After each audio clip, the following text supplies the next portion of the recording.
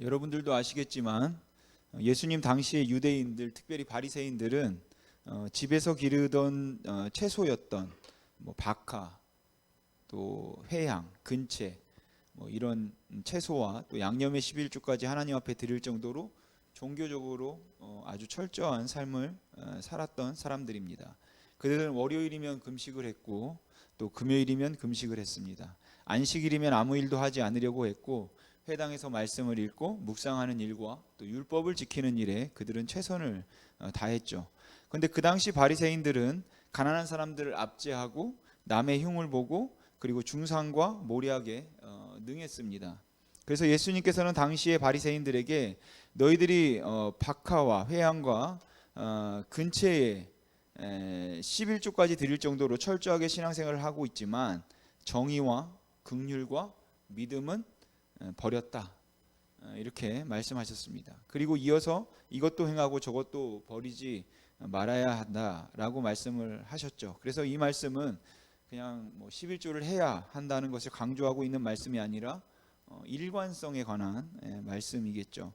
여러분, 하나님을 인정하고 살아가는 사람이라면 그 하나님에 대한 의식 때문에 교회에서뿐만 아니라 일상생활에서도 종교적인 행위에서뿐만 아니라 그냥 삶의 모습에서도 일관되게 하나님을 의식하고 살아가야 한다는 것입니다.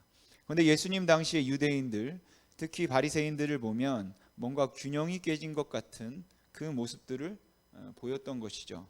그들은 상당히 금욕적이라서 향락을 멀리했는데 그럼에도 불구하고 그들은 돈을 좋아한다는 말을 들었고 명예와 권력을 좋아했습니다. 그들은 쾌락적이고 향락적인 것들로부터는 자기들을 지키려고 했고 또한 우상에게 절을 했던 음식은 먹지 않으려고 했는데 그래서 그런 부분에 욕심을 부리지 않은 것 같은데 그들에게는 탐욕이 있었고 그들에게는 권력욕이 있었고 명예욕이 있었다는 것이죠. 그래서 예수님께서는 그들을 가리켜서 외식하는 자들이다, 이렇게 말씀하셨어요. 여러분, 외식에 관한 말씀이 마태복음 6장에 나오는데 6장 처음이 이렇게 시작합니다. 우리 같이 읽어보겠습니다. 시작.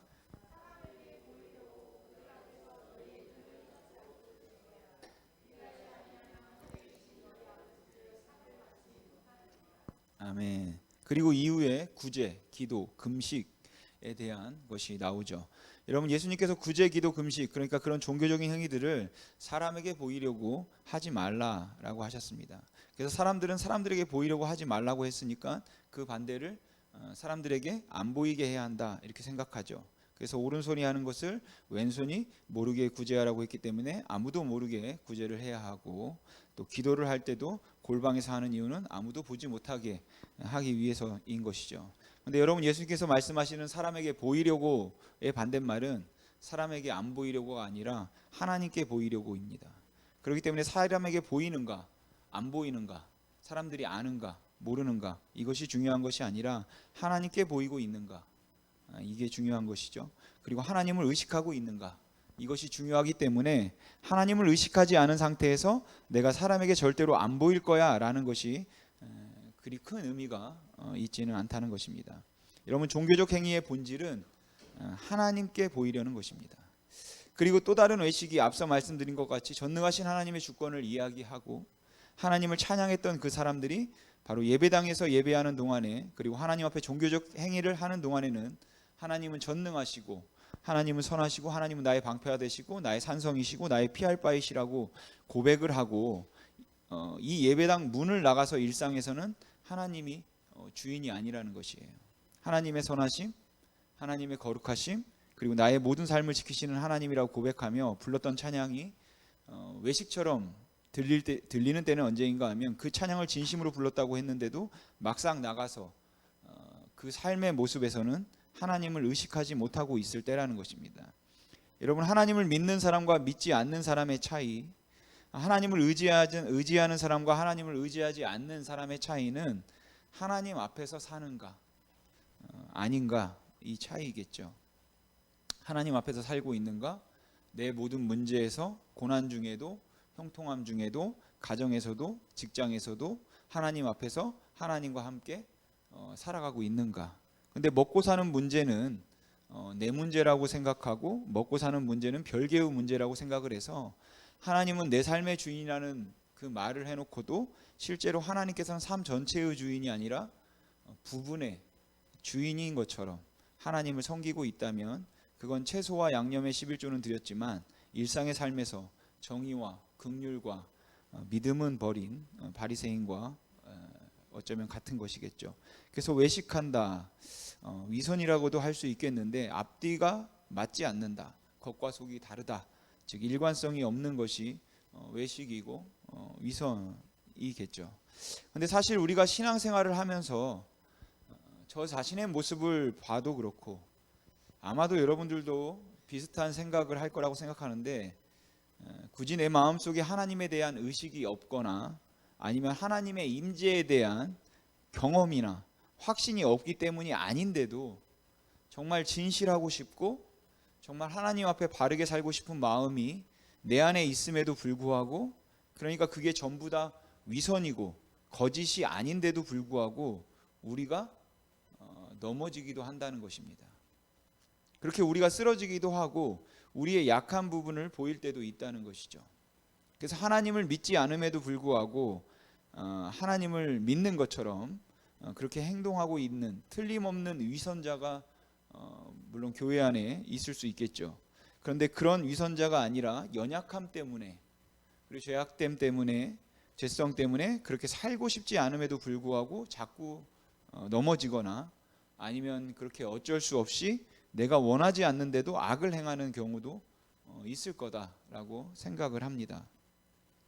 그래서 우리가 신앙생활을 할 때 우리의 모습을 볼 때도 그렇고 때로는 어떤 참 탁월하고 또 존경할 만한 사람이 너무 위선되다는 생각이 들 만큼 아주 특별히 악함을 보이거나 넘어지는 것들을 종종 보기도 하는 것 같아요. 물론 여러분 신앙에서 이런 일관성을 유지해서 모든 부분에서 탁월하기가 정말 어렵다고 생각합니다.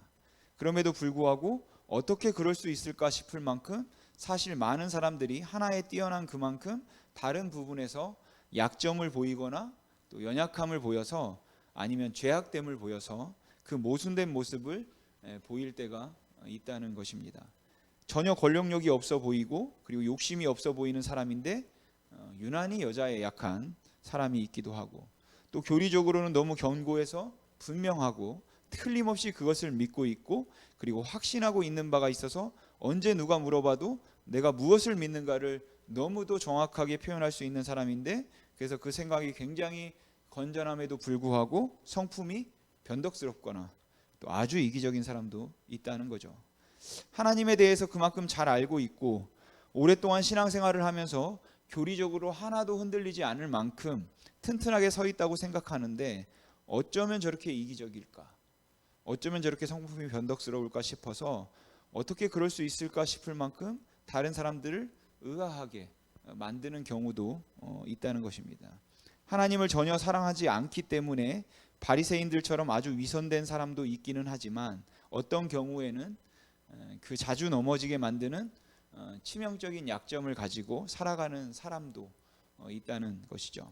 그래서 저는 그런 경우에 우리가 그런 우리의 연약한 부분들 그리고 제약된 부분들을 얼마나 깊이 인식하고 있는가 하는 것이 중요할 것 같습니다. 그러니까 버가모 교회나 에베소 교회나 또 다음 시간에 살펴볼 두아디라 교회 또 마찬가지일 것이고, 지난주에 살펴본 서머나 교회도 마찬가지로 다 문제가 있었던 교회죠. 그래서 지난주에 서머나 교회에 대해서도 단지 서머나 교회는 그들이 당했던 그 핍박과 고난이 너무 컸기 때문에 그 가난과 궁핍함이 너무 심했기 때문에 오히려 그 가운데서 믿음을 지키라는 것을 더 강조해서 그런 거지, 문제가 없는 문제가 안 써 있다고 해서 문제가 없는 교회는 아니었을 거다라고 말씀을 드렸습니다. 왜냐하면 모든 교회는 지상에 있는 모든 교회는 문제가 있으니까요.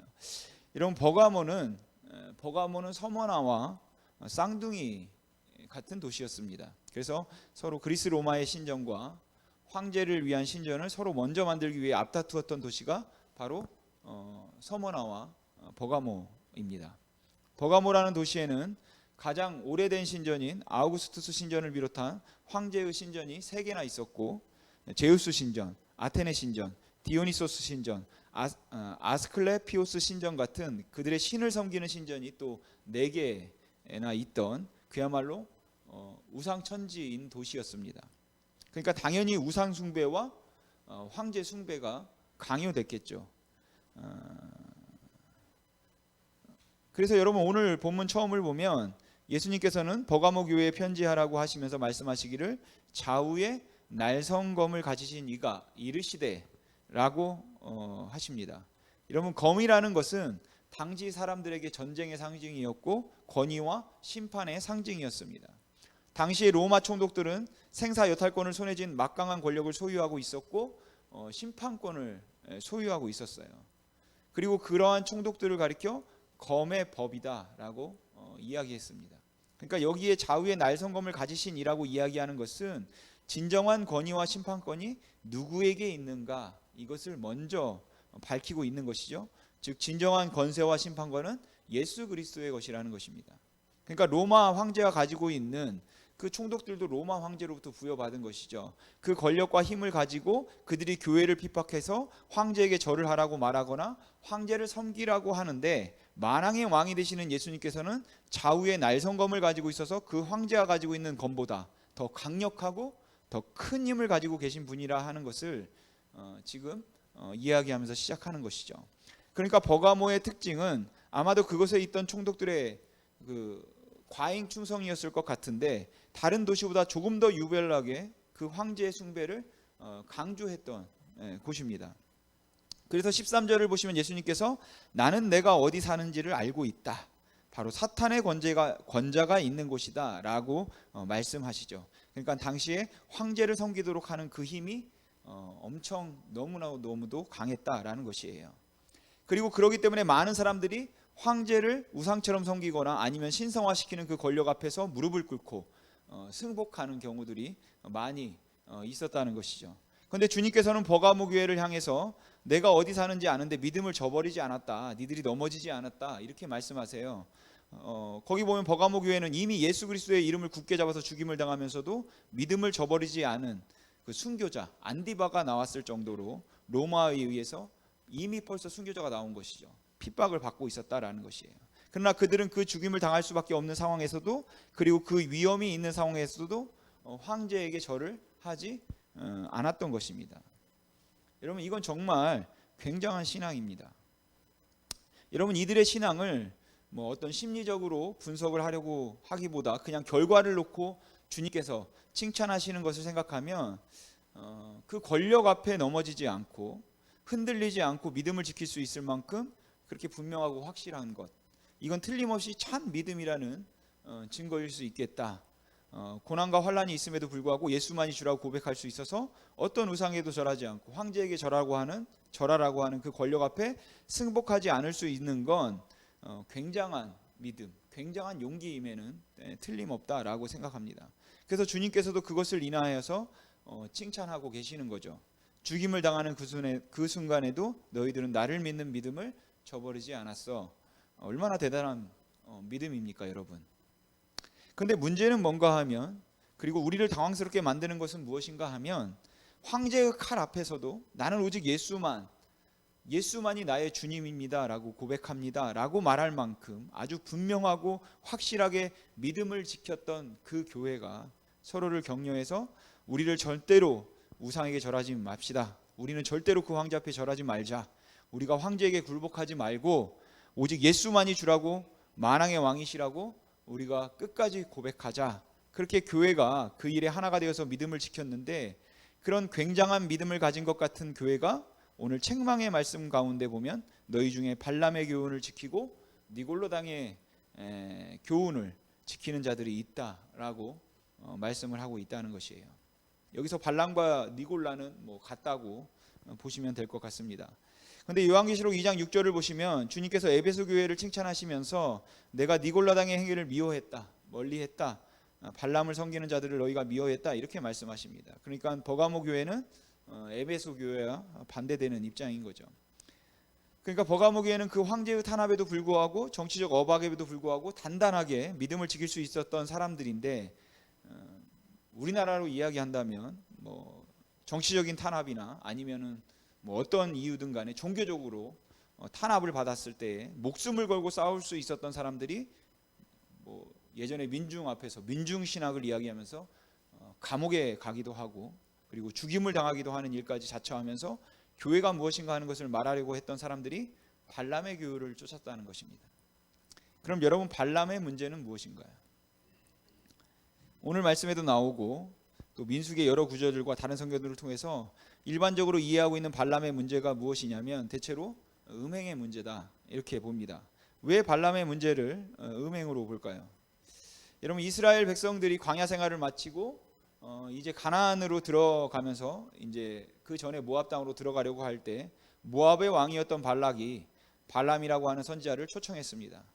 그리고 많은 돈을 주면서 발람에게 부탁하길 이스라엘을 저주해달라, 이렇게 부탁하죠.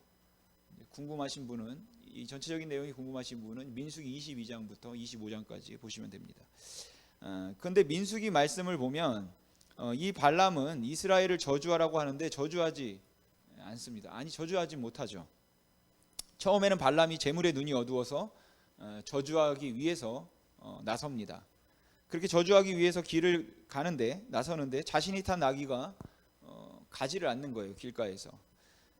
그래서 움직이려고 하지 않는 나귀를 발람이 죽이려고까지 하죠. 그런데 나귀는 여호와의 사자가 칼을 들고 그 앞에 막고 서 있는 것을 그 동물 나귀가 보고 가지 않았던 거죠.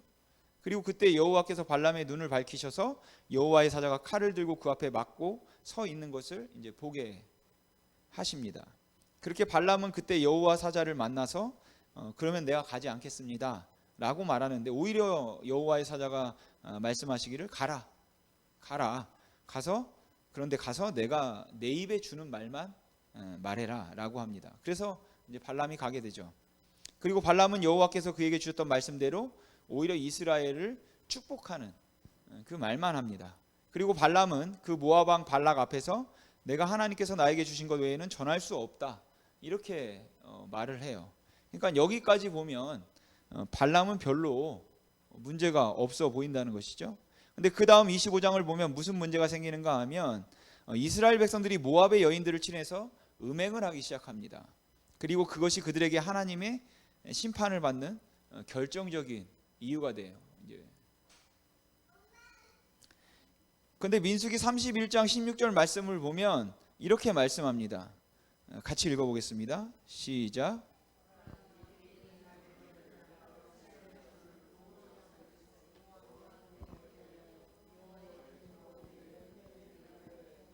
아멘. 그러니까 25장에 나와 있는 바알 부올에서 있었던 그 우상 숭배 사건은 우연히 있었던 것이 아니라 발람이 꾀를 내었다라는 거죠. 여러분, 발람이 발락의 요청을 받아 이스라엘을 저주하려고 하였지만 막상 저주하려고 해도 저주가 되지 않고 그게 축복으로 바뀌었습니다. 그러자 발람이 발락 왕에게 한마디 하는 거죠. 왕이시, 우리는 저주 못합니다. 하나님의 백성을 우리가 어떻게 저주합니까? 저주 못합니다. 그러나 방법이 있습니다. 하나님으로 하여금 그의 백성을 심판하게 하면 됩니다. 그래? 그럼 어떻게 하면 되냐? 우상 숭배에 빠지게 하십시오. 음행하게 하십시오. 그러니까 발람의 문제는 하나님의 말씀으로 그가 저주를 한다든지 하나님이 하지 않은 말씀을 전한 적은 없어요. 그럼에도 불구하고 발람이 발락에게 주었던 아주 음흉한 모략이 바로 모압 여인을 통하여서 유혹하는 것, 이스라엘을 우상 숭배에 빠지게 한 것입니다. 그래서 너희가 발람의 교훈을 지킨다라고 말을 할 때 여기에 발람의 교훈을 지키고 니골라당의 교훈을 지킨다는 것은 음행을 행했다라는 의미이거나 또 쾌락을 추구하며 살았다라는 의미이거나, 조금 더 구체적으로 일부 학자들이 말하는 것처럼 이들은 우상에게 바쳐진 음식을 먹었다. 그러니까 바쳐진 음식을 먹었다는 게 바울도 먹어도 된다고 했으니까 크게 문제가 되지 않는데, 그것보다는 우상을 섬기는 신전의 그 축제, 거기에 이제 참석을 한 것이죠. 우상 숭배는 하지 않았더라도 그 식사에 참여해서 같이 먹고 마시고 즐겼다. 그리고 그뿐만 아니라 그 우상을 숭배하고 있는 그 자리에서 그들이 쾌락과 향락을 추구하며 살았다라는 것입니다. 그렇다면 결국은 버가모 교회의 문제는 황제에게 절을 하지 않고 죽는 한이 있더라도 믿음을 지킴으로 권력에 맞섰는데 그렇게 권력에 맞섰던 사람들이 윤리적으로 너무 느슨했다라는 것입니다. 도덕적으로 너무 느슨했기 때문에 우상 숭배하는 자들의 자리에서 음행을 즐기는 일에 동참할 수 있었다는 것이죠. 그런데 이 버가모 교회가 가지고 있던 문제, 이 유혹들 아니면 그런 모습들을 우리는 너무 우리의 삶 가운데서 쉽게 보지 않냐라는 것이에요. 교리적으로 더할 수 없이 탄탄하게 서 있다고 생각하는 사람인데 어쩌면 돈에는 그렇게 약할 수가 있고, 모든 부분에 있어서 철저하리만큼 자기 관리를 잘하고 있는 사람이라고 생각을 했는데 어떻게 권력과 명예 앞에서는 그렇게 무너질 수 있는가라는 것이죠. 근데 여러분, 그럴 수 있는 것이 사람 아니겠습니까? 우리도 사실 그렇게 많이 넘어지고 있지 않습니까? 그래서 사실 사람들이 그렇게 약한 부분들을 곳곳에서 보일 수 있겠다는 그런 생각이 듭니다. 여러분, 주님께서 버가모 교회에 관해서 말씀을 하시면서 너희 중에 발람의 교훈을 지키는 자들이 있다라고 말씀을 하셨는데, 이 말 다음에 우리가 생각하고 우리가 기대할 수 있는 그 주님의 처방, 이것은 무엇인가 하면 그들을 내치라는 것일 겁니다. 믿음으로 산다고 고백하는 교인들 중에 문란하게 사는 자들이 있다. 이 문란하게 사는 자들을 이 교회에서 쳐내라. 교회의 순결을 지켜내라. 이렇게 말씀하실 것 같잖아요. 그리고 그게 맞지 않나요? 근데 오늘 본문에서 보는 것처럼 주님께서는 버가모 교회에게 너희 중에 발람의 교훈을 지키는 자들이 있다. 그러므로 회개하라. 근데 이 회개라는 말은 발람의 교훈을 지키는 자들에게 하고 있는 말이 아니라 교회를 향해서, 교회 전체를 향해서 하고 있다는 것이죠. 그러니까 교회가 회개하라 이렇게 말씀하고 있는 겁니다. 여러분, 만일 심이 있는 교회가 이렇게 자랑한다고 해보죠. 심이 있는 교회는 교리에 튼튼하고 하나님의 말씀을 믿어서 그 말씀만을 붙들려고 하고, 또 정통적인 신앙을 지키기 위해서 마지막 시대까지라도 말씀대로만 행하려고 애를 쓰는 교회입니다. 그래서 하나님의 말씀의 권위를 인정하고 그 말씀 앞에 순종하고 있고 그 말씀만 가르치고 있는 교회입니다.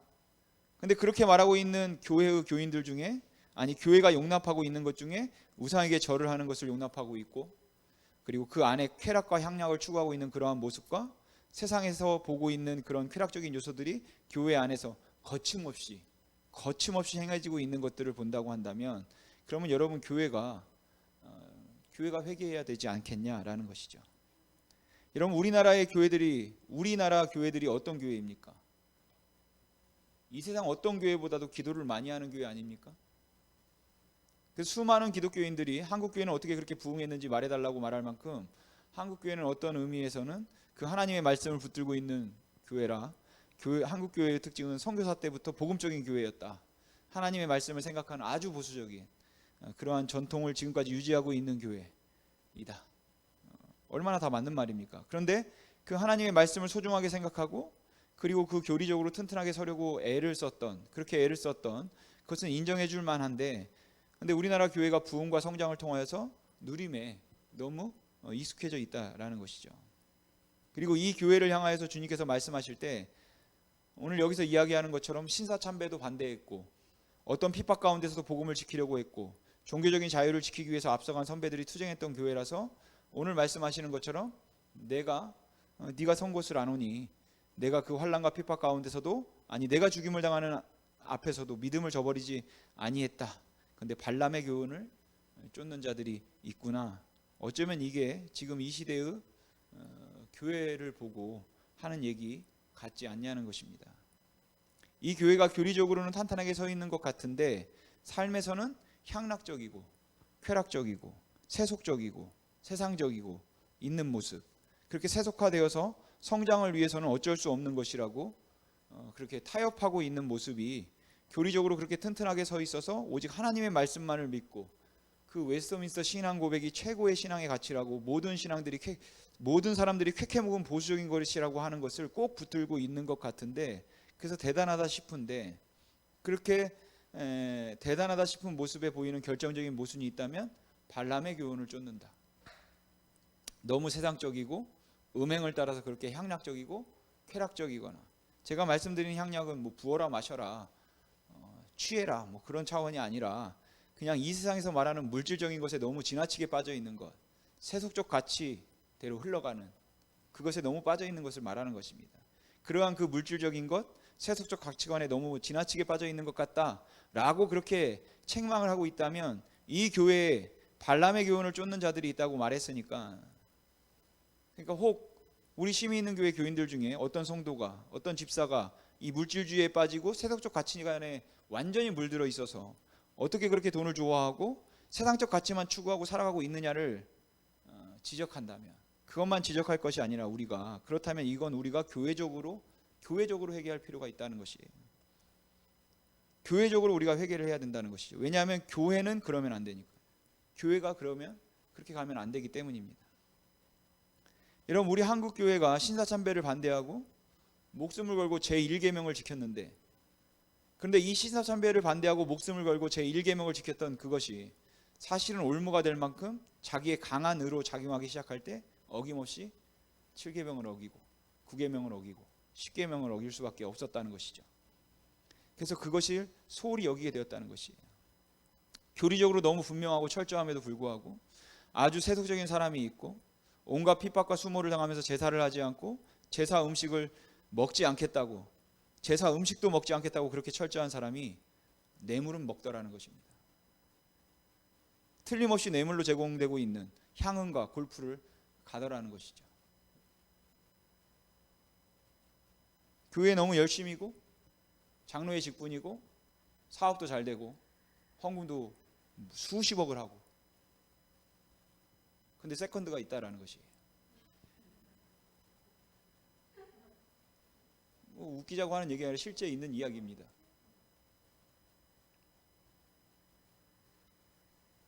그런데 가능하지 않습니까? 나는 절대로 제사 드렸던 음식도 먹지 않겠습니다 해서 그 제사 음식도 일체 먹지 않고, 나는 주일날은 매를 맞는 죽는 한이 있어도 나는 절대로 교회는 가야 되겠습니다 해서 철저하게 매를 맞고 그 온갖 수모를 당하면서 주일날을 철저하게 지켰던 사람이 비즈니스를 하면서는 고리대금을 한다라는 것이죠. 그리고 또한 동시에 그렇게 하면서도 뇌물을 받고 뇌물로 베푸는 혜택에는 동참을 하더라는 것이에요. 여러분, 이게 얼마나 모순되는 것입니까? 근데 여러분, 그 모습이 가능하다는 것이 저희들로 하여금 두렵게 만드는 것이 아니냐라는 것이죠. 큐티를 하루도 빠지지 않으려고 애를 쓰고, 그래서 매일 하나님의 말씀을 읽고 기도 시간을 정하여서 정확하게 지키고 또 중보 기도를 하는데 불법을 저지르고 컨닝을 해요. 그런데 그래도 아무렇지 않습니다. 왜냐하면 그건 그럴 수 있다 이렇게 생각하기 때문이죠. 그런데 그렇게 볼 수 있는 모순이 우리에게 있다면 저는 둘 중에 하나가 아닐까 생각해요. 예수님께서 말씀하신 것처럼 그건 외식, 위선이거나, 즉 안 믿고 있거나, 아니면 믿고 있는데 그럼에도 불구하고 우리의 그 연약함과 죄성으로 인해서 넘어지고 있다면 우리는 정말로 그 앞에서 두려움을 가지고 경계해야 되지 않겠냐라는 것입니다. 그리고 그 부분에서 우리가 경계하는 것은 때로는 우리가 약하다고 생각되는 부분들에 대해서 자꾸만 잘하고 있는 것으로 못하고 있는 것을 합리화시키려고 한다는 것이에요. 지금 버가모 교회도 책망하고 있는 말씀을 보면 우리가 어디가 부족한가 하는 것을 생각하고 그 앞에서 두려운 마음을 가지고 회개를 해야 되는데, 우리는 자꾸만 잘한 것을 앞세우려고 한다는 것이죠. 그리고 그 잘한 것을 가지고 못하는 것을 합리화시킨다라는 것이에요. 아니, 어떻게 예수 믿는 사람이 컨닝을 합니까? 그렇게 얘기를 하면, 에이, 그렇지만 날마다 아침마다 성경을 보면서 얼마나 신실하게 살려고 제가 노력을 하는데요. 그게 이해가 돼야 한다고 생각을 하는 거죠. 교회가 어떻게 이렇게 물질적으로 될 수 있고 어떻게 이렇게 세속적이 될 수 있습니까? 그게 문제는 되죠. 하지만 한국 교회는 장점이 있지 않습니까? 기도하는 교회 아닙니까? 선교하는 교회 아닙니까? 그렇게 우리의 잘못된 것들을 합리화시키려고 하는 경우들이 우리가 많지 않냐라는 것입니다. 사랑하는 성도 여러분, 오늘 버가모 교회를 통해서, 아니 모든 교회가 다 마찬가지이지만 이 버가모 교회를 칭찬하시면서 책망하시는 두 개의 내용을 볼 때는, 아니 어떻게 이렇게 칭찬을 받는 교회가 이런 책망을 받을 수 있을까라고 싶을 만큼 위선되어 보이고 모순된 것처럼 보이는 부분들이 있는데, 근데 이 교회를 향해서, 교인들을 향해서 그렇게 주님께서 말씀하시고 그게 가능하다고 말씀하신다면, 믿음이 있음에도 불구하고 이런 모순된 모습을 보이는 것이 가능하다라고 말씀하신다면, 저와 여러분이 오늘 두렵고 떨림을 가지고 내가 하나님 앞에 부끄럽고 부족한 것이 무엇인가 하는 것을 붙들고 그것을 또 하나님 앞에 회개하는 것이 필요하다라는 것이에요.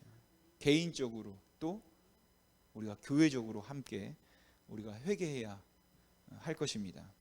여러분, 이 교회가 사탄의 권자가 서 있는 곳에서 그 죽음을 당하더라도 믿음을 저버리지 않을 만큼 철저하게 보수적인 믿음을 가지고 있는데, 혹시 발람의 교훈을 쫓고 있구나, 그 말을 들으면 어찌해야 하겠습니까? 우리가 그 죄를 여러분 하나님 앞에 회개해야 되지 않겠습니까?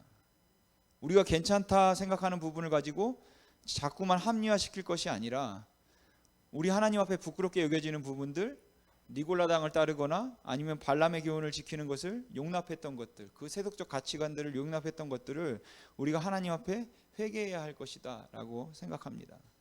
저는 저와 여러분의 삶 가운데서 또 우리들의 모습에서 우리가 복음을 이야기하고 그리스도의 은혜만을 강조하는 것, 그래서 우리가 오직 예수, 그 그리스도의 은혜로만 구원을 받는다고 강조하는 건 정말 너무너무 맞는 말인데, 그러나 그 은혜에 대한 강조가 때로는 우리로 하여금 그리스도 앞에 정말 태만하고 나태하게 살아가는 그 게으른 삶의 모습조차도 그냥 적당히 합리화시키려고 하는 그 모습으로 보일 수 있을까 하는 두려움이 우리 안에 없다면, 그 자각이 없다면 그건 여러분 문제겠죠.